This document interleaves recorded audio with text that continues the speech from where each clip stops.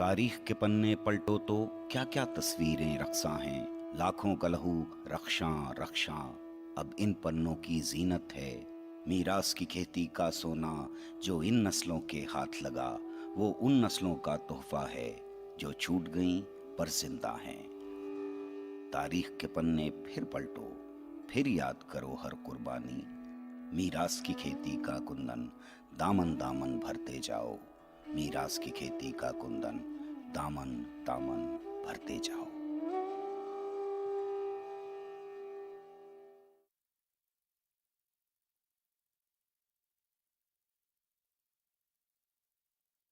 हिंदुस्तान को अंग्रेज़ों के चुंगल और उनकी गिरफ्त से आज़ाद कराने की तारीख लगभग 200 बरस की तारीख है।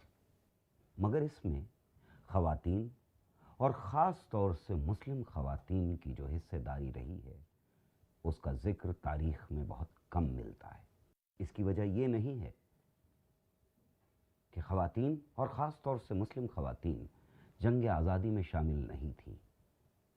नहीं, वो पूरी आबो ताब के साथ शामिल थी, बिल्कुल उसी तरह जिस तरह हर तबके, हर मजहब, हर जात के लोग इस आज़ादी की तहरीक में शामिल थे। ख़वातीन की एक बड़ी तादाद थी जो इस जद्दोजहद का लगातार हिस्सा बनी रही, मगर जो कुछ उन्होंने किया, जो कुर्बानियां उन्होंने दी, उनका जिक्र तारीख में कम ही रहा। आज इसकी सख्त ज़रूरत है कि हम ख़वातीन और ख़ास तौर से मुस्लिम ख़वातीन की जो जिम्मेदारियां उन्होंने निभाई हैं, उसका जिक्र नई नस्लों के सामने बार बार करें। 1857 से लेकर 1947 तक का आज़ादी की जद्दोजहद का अगर जायज़ा लिया जाए तो औरतें हर सफ़, हर जगह इस आज़ादी की जद्दोजहद में शामिल थीं। कहीं वो आगे की कतारों में थीं तो कहीं लड़ाई की कमान उनके अपने हाथ में थी। रानी चिन्नम्मा, रानी झांसी, बेगम हज़रत महल के नाम तो हमें मालूम हैं, लेकिन न जाने कितनी ऐसी ख़वातीन हैं जिनके नाम हमारी या हमारी नई नस्लों की ज़बान पर आज नहीं है। जैसे जैसे मुल्क में तालीम आम होने लगी, वैसे वैसे नई नस्लों ने इल्म हासिल करना शुरू किया। वालिदैन ने अपने बच्चों को नई तालीम हासिल करने के लिए मदरसों में, स्कूलों में भेजना शुरू किया। आज गुमनाम जाबाज में हम जिस खातून का जिक्र कर रहे हैं, उन्होंने न सिर्फ खुद आज़ादी की तहरीक में बढ़ चढ़कर हिस्सा लिया, बल्कि उन्होंने अपने 2 बेटों को आज़ादी की तहरीक के लिए तैयार किया। बेटे बड़े हुए, गिरफ्तार हुए और इस गिरफ्तारी के बाद वो खुद पूरी आबोताब के साथ आज़ादी की जंग में कूद पड़ी। इस आज़ादी के सिपाही का नाम था बी अम्मा। इस सवाल पर काफी कयास आराई हुई है कि आबिदी बेगम उर्फ बी अम्मा किस साल में पैदा हुई। कुछ तारीखदां का कहना है कि वो 1850 में पैदा हुई, कुछ का ख्याल है कि वो 1852 में पैदा हुई। एक और अकीदे के मुताबिक ये खाम ख्याली है कि बी अम्मा की पैदाइश दरअसल 1844 है। लेकिन जिन बातों पर कोई इख्तिलाफ नहीं है वो ये कि वो उत्तर प्रदेश के जिला रामपुर में एक रिवायती मुस्लिम खानदान में पैदा हुई। जैसे उस वक्त की रिवायत थी कि लड़कियों को सिर्फ रस्मी तौर पर घर में ही पढ़ना लिखना सिखाया जाता था। 1857 की उथल पुथल में ये भी शायद ढंग से नहीं हो पाया। मजहब और अकायद के बारे में बुनियादी मालूमात उन्हें घर में हासिल हो गई थी और छोटी उम्र में ही उनकी शादी अब्दुल अली खान जौहर से हो गई थी, जो रामपुर स्टेट में ऊंचे ओहदे के अफसर थे। बी अम्मा की 5 औलादें थीं, जिनमें से 4 बेटे थे। इनमें से 2 बेटों ने आगे चलकर बड़ी शोहरत हासिल की और उन्हीं की वजह से आबिदी बेगम बी अम्मा के नाम से मशहूर हुई।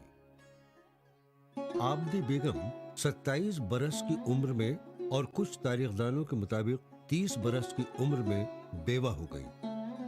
अभी वो इस गम से उभर भी ना पाई थी कि बड़े बेटे नवाजिश अली भी अल्लाह को प्यारे हो गए। इस दोहरे सदमे के बाद अपनी 4 औलादों की परवरिश करने, पढ़ाने और हुब्बुल वतनी का सबक सिखाने की जिद्दोजहद ने बी अम्मा को फौलाद बना दिया। अरे मेरी बेटी, या अल्लाह, ऐसा क्या गुनाह किया था हमने जो इसके पीछे पड़ गया।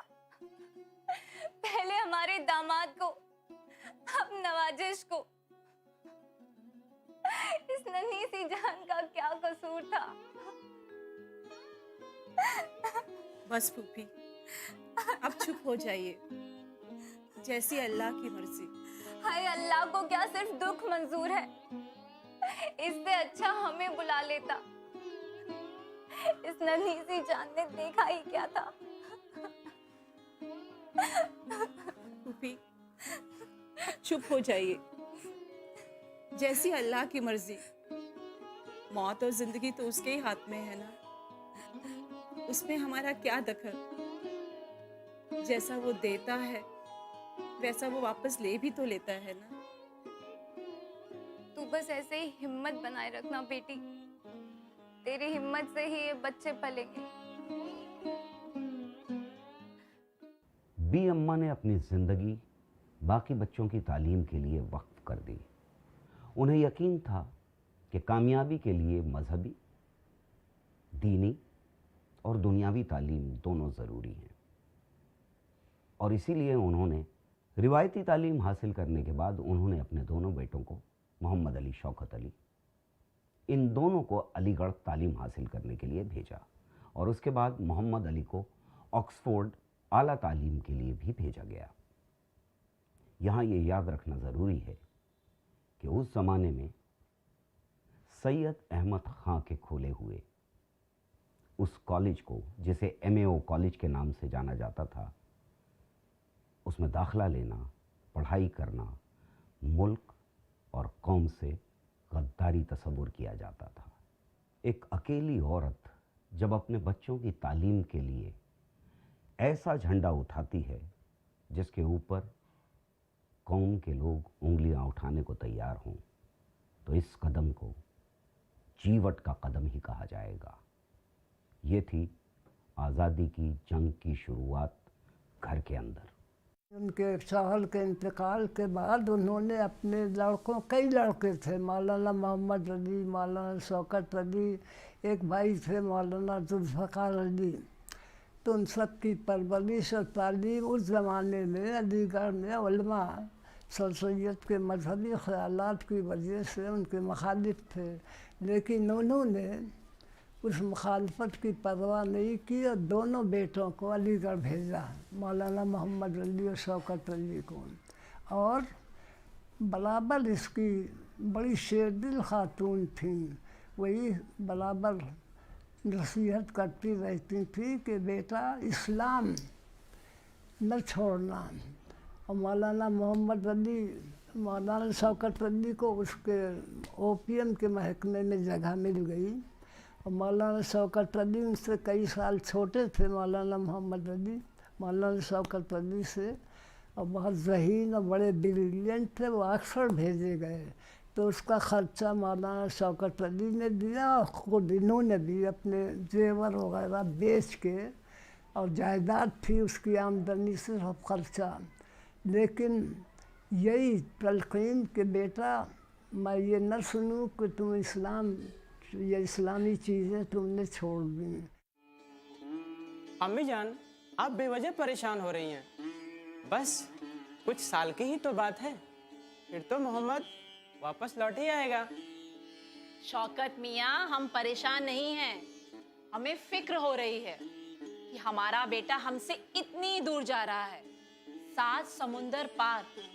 वहाँ वो कैसे रहेगा, क्या खाएगा? वो ना कोई सुख जानने वाला होगा ना दुख।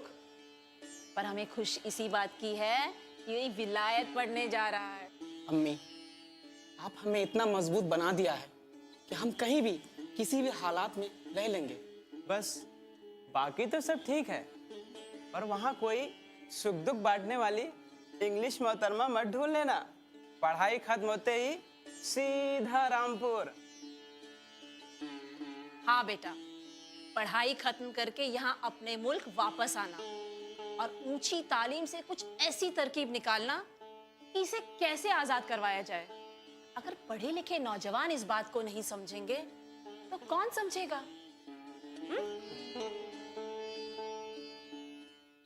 ऑक्सफोर्ड से आला तालीम हासिल करके मोहम्मद अली जौहर हिंदुस्तान लौट आए। हिंदुस्तान लौटकर उन्होंने रामपुर में एजुकेशन ऑफिसर की नौकरी की। इसी दौरान शौकत अली ने United province of Awadh and Agra में सिविल सर्विस ज्वाइन कर ली। बी अम्मा अपने बेटों की तरक्की से बेहद खुश थी, मगर उन्हें कल्ब का चैन हासिल नहीं था। उन्होंने तो अपने बेटों को आज़ादी की जंग के लिए तैयार किया था और इसीलिए दोनों बेटों ने नौकरी से इस्तीफ़ा दे दिया और तब हमदर्द और कॉमरेड नाम से 2 रिसाले छापने शुरू किए। इन रिसालों में आज़ादी की तहरीक और जद्दोजहद से मुताल्लिक़ मज़ामीन लगातार छपते रहे। 1919-1920 के दौरान खिलाफत कमेटी बनी। इन दोनों भाइयों के साथ साथ मौलाना आज़ाद, डॉक्टर अंसारी, हज़रत मोहानी, अताउल्ला शाह बुखारी, शौकत अली सिद्दीकी, हकीम अजमल खां शामिल थे। सन 1921 में जब बी अम्मा के बेटों मोहम्मद अली और शौकत अली को खिलाफत तहरीक के सिलसिले में जेल भेज दिया गया तो बी अम्मा ने इस मुहिम को आगे बढ़ाया। खिलाफत और अदम ताउन की तहरीकों को जारी रखने की गरज से उन्होंने गांवों और शहरों के दौरे किए। वो यूपी में कांधले जैसे मुज़ाफ़ाती इलाकों में गई तो दूर दराज मालाबार भी गई। जब तहरीक खिलाफत चली, इस वक्त जब ये अली बिरादरान दोनों को जेल हो गई थी और उसके बाद उनकी वालदा बी अम्मा साहिबा ने उसकी सारा मुल्क में कंट्रोल संभाल लिया था, उस वक्त यहाँ कांधले के लोगों ने भी बी अम्मा को दावत दी कि आप यहाँ आइए। चुनांचे बी अम्मा ने मंजूर कर लिया। अब जब बी अम्मा ने मंजूर कर लिया कि वो आएंगी और प्रोग्राम तय हो गया, तो जो पहले की बात थी वो बाद में सोची गई कि सब वो आएंगी तो वो तो बागियों की लीडर है सबसे बड़ी, यहाँ कहाँ ठहरेंगी, जिसके यहाँ ठहरेंगी उसका क्या होगा। तो उस वक्त मजहरुल हक साहब ने अजीब गरीब काम किया। उस वक्त उस दौर के लोगों का अंदाज़ा होता है कैसी उनका किरदार था और किस तरह के ताल्लुकात थे। हालांकि वो इंटेलिजेंस में थे और बड़े ओहदे पर थे। उन्होंने कहा मेरे घर पे ठहरेगी। लोगों ने उनसे कहा कि आप ये क्या कर रहे हैं, आपकी मुलाजमत जाएगी, आपका किरदार मुश्तबा हो जाएगा। तो उन्होंने कहा कि साहब वो मैं मुलाजमत देखूँ या अपना ताल्लुक़ देखूँ, तो मेरी माँ जैसी यहाँ आएंगी तो मेरे घर पर ठहरेंगी। चुनांचे वो यहाँ आई थी तो उनके घर पर ठहरी थी। उसकी सारी तफसीलात, सारी चीज़ें हमारे पास मौजूद हैं, सारा उसका रिकॉर्ड दीजिए। वो अपनी तकरीरों में कहती थीं कि हमें हिंदू मुस्लिम एकता की हिफाजत करते हुए अपनी मुत्तहिदा लड़ाई को आगे बढ़ाना है। औरतों को मुत्तहिद करने के लिए उन्होंने अलग अलग मकामात पर कमेटियां बनाई और औरतों को इन अवामी तहरीकों में शामिल होने के लिए तैयार किया। और उस ज़माने में वो घर से बाहर आई और इसको मतलब वुमेन्स ऑर्गेनाइजेशंस बनाई, सेक्युलर मूवमेंट के बारे में बातचीत किया। और उनका ये जो बात है, अब खिलाफत के उस दरमियान, उस दौरान उन्होंने मलबार तक ट्रैवल किया था। मलबार इज़ इन केरला, और उस जगह में जाके उन्होंने हिंदू मुस्लिम यूनिटी के बारे में बहुत ज़बरदस्त स्पीच दिया था और लोगों को मोबिलाइज़ किया था।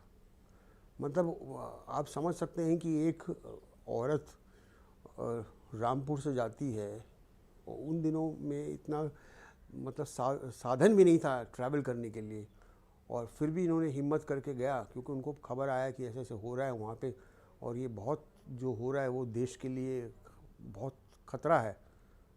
और ये समझते हुए उन्होंने जाके वहाँ पे इसके बारे में बातचीत किया और काफ़ी लोग जुड़ गए थे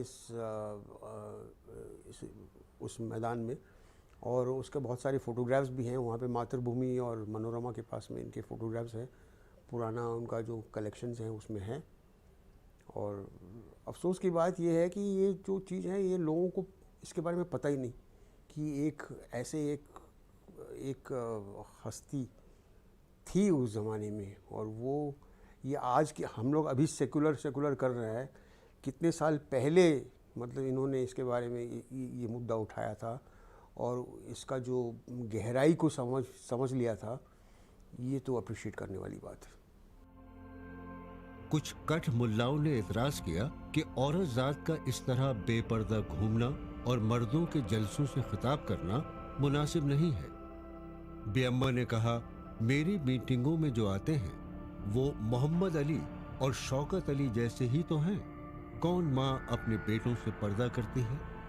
ये बात आज नहीं कही जा रही, मगर बेअम्मा ने तकरीबन 100 साल पहले कही थी। बड़ी चालाक है ये अंग्रेजी हुकूमत, हम लोगों को समझ में भी नहीं आएगा और ये कोई ना कोई मक्कारी खेल जाएगी।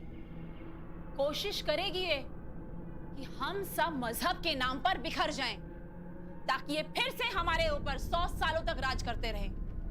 जब खिलाफत आंदोलन और इंडियन नेशनल कांग्रेस जब एक साथ मिलकर काम करने लगे, तब इस सरकार को अच्छे से समझ आ गया था कि हमारे मुल्क में अब ये ज्यादा देर तक नहीं टिक पाएगी। उन्होंने मोहम्मद अली और शौकत अली को गिरफ्तार कर लिया, पर अब इस आंदोलन को रोक पाना नामुमकिन है, क्योंकि अब सारा हिंदुस्तान एक साथ में लड़ रहा है।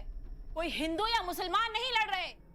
हर धर्म के बच्चे, बूढ़े, जवान, औरतें अगर एक साथ मिलकर इस आंदोलन में लड़ेंगे तो हमें कामयाबी दिलाने से कोई नहीं रोक पाएगा। औरतों के पास ज्यादा ताकत है। अगर वो चाहें तो अपने घर के हर मेंबर को इस आजादी के लिए तैयार कर सकती है। मैं औरतों को सलाह देती हूं कि वो खुद को मुल्क के लिए तैयार करें लड़ने के लिए, और अपने घर के हर सदस्य को आजादी की जंग में भेजने के लिए तैयार करें। खिलाफत तहरीक ने जोर पकड़ा। मुल्क के कोने कोने से मुसलमान खिलाफत तहरीक से जुड़ने लगे। गांधी जी की क़यादत में कांग्रेस ने खिलाफत तहरीक की तायीद की और खिलाफत तहरीक से जुड़े हुए सब लोग गांधी जी की अदम ताउन यानी नॉन कोऑपरेशन मूवमेंट का हिस्सा बनने लगे। मुत्तहिदा तहरीक ने अंग्रेज़ परस्त तालीम की मुखालफत शुरू की और तब अलीगढ़ के MAO कॉलेज से 200 तलबा ने तालीम छोड़ दी। यहाँ पड़ी बुनियाद जामिया मिलिया इस्लामिया की। क़यादत थी ज़ाकिर हुसैन की। ये वही ज़ाकिर हुसैन हैं जो बाद में डॉक्टर ज़ाकिर हुसैन के नाम से मशहूर हुए और हिंदुस्तान के सदर बने। बेअम्मा अब पूरी ताकत के साथ इस मुहिम में जुट चुकी थी और अब बेअम्मा खिलाफत तहरीक का अटूट हिस्सा थी। लोग उनसे बड़ी तादाद में मुतासिर हो रहे थे। वो मीटिंगें करती, लोग इन मीटिंगों में आते और बेअम्मा उनसे आज़ादी की तहरीक में शामिल होने की अपील करती। इसी बीच गांधी जी ने बेअम्मा से गुजारिश की कि वो इन मीटिंगों में चंदा जमा करने की अपील भी करें। बेअम्मा ने इन मीटिंगों में चंदा जमा करना शुरू कर दिया। लोग और ख़ास तौर से औरतें बड़ी तादाद में चंदा देते और आज़ादी की तहरीक में शामिल होते। उस वक्त के पंजाब के गवर्नर सर मैल्कम हेली ने असेंबली में ये इतराफ़ किया कि अली ब्रदर्स के घर की औरतें चंदा जमा करती फिरती हैं और शोरिश बर्पा करती हैं। वहीं गांधी जी ने यंग इंडिया में लिखा कि कांग्रेस की सत्याग्रह तहरीक खिलाफत के रज़ाकारों और चंदे से चल रही है और इसमें बेअम्मा की कोशिशें काबिल कदर हैं। बेअम्मा की कोशिशें कुछ इस कदर बारावर साबित हुईं कि उन्होंने तहरीक के लिए 50 लाख रुपए इकट्ठा किए। आज के 50 लाख नहीं, अब से 93 साल पहले के 50 लाख रुपए चंदे में इकट्ठा किए गए। गांधी जी ने जब बलट रखा हिंदू मुस्लिम इत्तेहाद के लिए क्योंकि मुल्क में फसादात का सिलसिला कोहाट का बड़ा ज़बरदस्त फसाद हुआ था। तो बीएम्मा ने ख़ास तौर से गांधी जी को जबानी भी कहा कि व्रत न रखो, तुम्हारी सेहत, अभी जेल से छूट के आए हो, तुम्हारी सेहत। उन्होंने कहा नहीं, मैं अगर अपनी माँ का कहना, आप तो मेरी माँ हैं, जब मैं अपनी सगी माँ का कहना नहीं मानता इस मामले में, तो आपका भी कहना इस मामले में नहीं मान सकता। तो इतना ताल्लुक़ था बराबर। तो आखिर तक आज़ादी की तहरीक में आगे रही और पूरा सैकड़ों मकामात का दौरा किया दोनों भाइयों के लीडरों की गिरफ्तारी के बाद, और हर जगह बड़ी इनका खैर मकदम हुआ, बहुत ज़्यादा वो। और उसी पर एक बड़ा मशहूर हमने भी अपने बचपन में सुना था, जान बेटा खिलाफत पर दे दो। यही सलाह खातून के नाम से एक नज़्म थी, जान बेटा खिलाफत पर दे दो।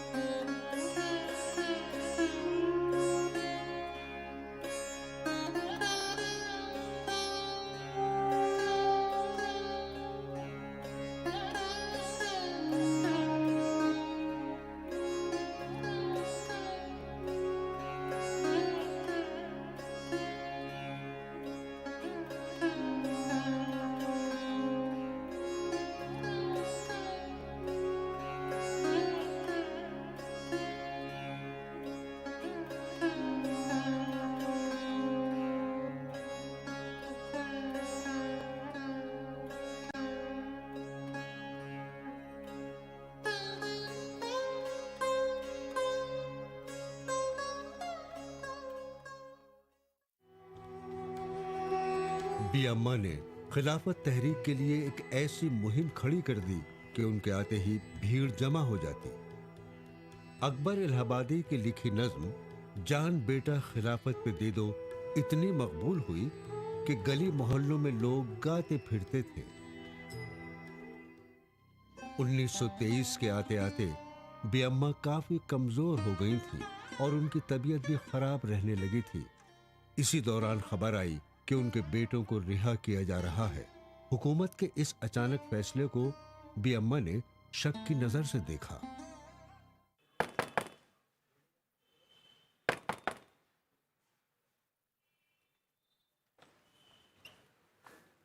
बीएम्मा है?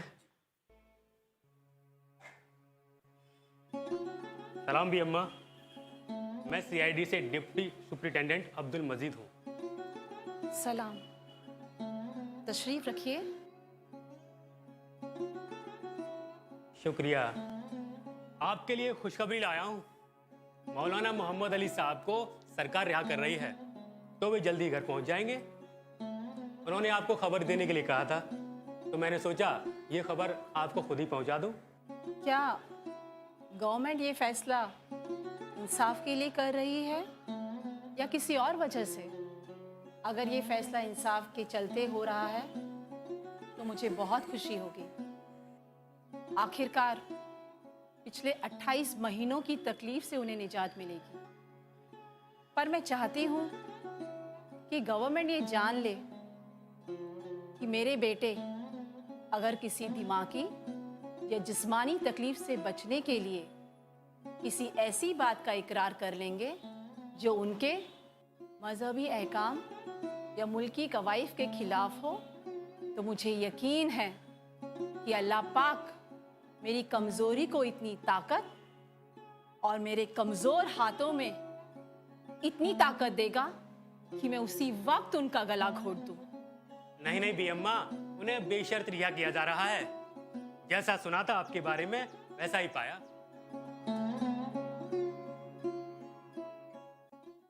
एक लंबी बीमारी के बाद बीएम्मा ने 13 नवंबर 1924 को आखिरी सांस ली। सारा मुल्क सोगवार हो गया। गांधी जी ने उन्हें माँ से तशबीह दी, उनकी खिदमत का एतराफ़ किया, उन्हें हिंदू मुस्लिम एकता की मिसाल बताया। बीएम्मा सारी ज़िंदगी बेखौफ आज़ादी के लिए जद्दोजहद करती रहीं और इसी वजह से वो आगे आने वाली नस्लों के लिए रोशनी का एक मीनार साबित हुई। मैं देखिए बीएमआर का सब्जेक्ट को समझने के बाद में मुझे ऐसा लगा कि इनके ऊपर में फ़िल्म बनानी चाहिए ताकि लोगों को पता चले इनके बारे में और लोग डिस्कस करें, चर्चा करें और फैल जाए कि उस ज़माने में ऐसे एक इतना पावरफुल एक औरत थी। अब हम पावरफुल लफ्ज़ यूज़ कर रहे हैं लेकिन उस टाइम में उनके पास में कितना पावर था नहीं था हमें पता नहीं, लेकिन पावरफुल ज़रूर थी। उनका सोच उनका इतना गहराई में थी जिसके वजह से वो अपने घर वालों से लड़ के बच्चों को अंग्रेज़ी सिखा पाया। अलीगढ़ में होते हुए अलीगढ़ में मतलब वो मदरसा में नहीं भेजा बच्चों को और अंग्रेज़ी शिक्षा जो है वो उनको दिला सका। तो ये इस चीज़ का उनको समझ था कि ये अंग्रेज़ों से अंग्रेज़ी में बात करके जीतना है।